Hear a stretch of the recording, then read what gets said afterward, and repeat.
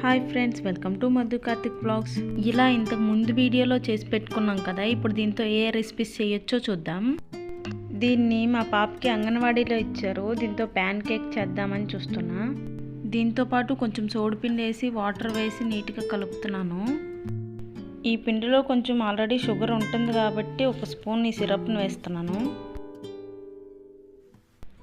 నీట్గా కలుపుకున్న తర్వాత ప్యాన్ పైన ఒక బటర్ క్యూబ్ వేసుకొని ప్యాన్ కేక్ వేస్తున్నాను.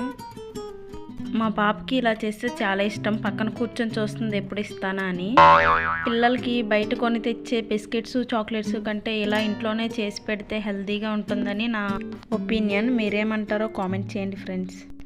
ఇప్పుడు ఇంకో స్నాక్ ఐటెం చేస్తున్నాను, అదే బ్రెడ్ టోస్ట్.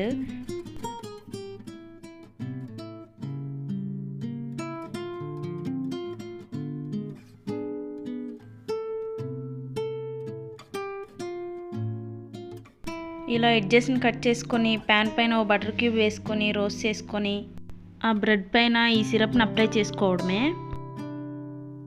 పిల్లలకి బ్రెడ్తో పాటు జామ్ కొని పెడతాం కదా, దాని ప్లేస్లో ఇది వేస్తే టేస్టీగా ఉంటుంది, హెల్త్కి మంచిది కదా.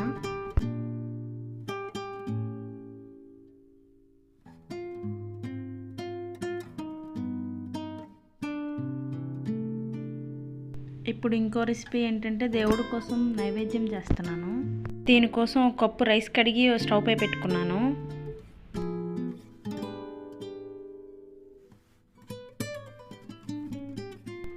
ఈ రైస్ ఉడికేలోపు ఇంకో ప్యాన్లో 2 స్పూన్లు నెయ్యి వేసుకొని కొబ్బరి ముక్కలు, జీడిపప్పు, కిస్మిస్ వేసి ఫ్రై చేసుకొని పక్కన పెట్టుకుంటున్నాను.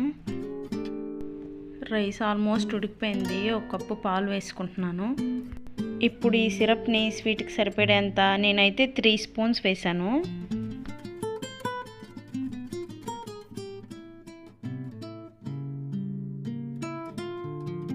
ఇప్పుడు ఫ్రై చేసి పెట్టుకున్న కాజు కిస్మిస్లు ఇందులో యాడ్ చేసుకొని స్టవ్ ఆఫ్ చేసుకోవడమే.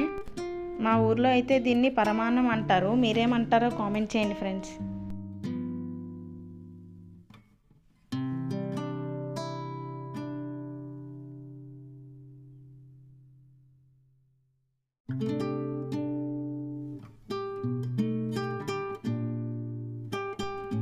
ఇప్పుడైతే బెల్లం టీ తయారు చేస్తున్నాను.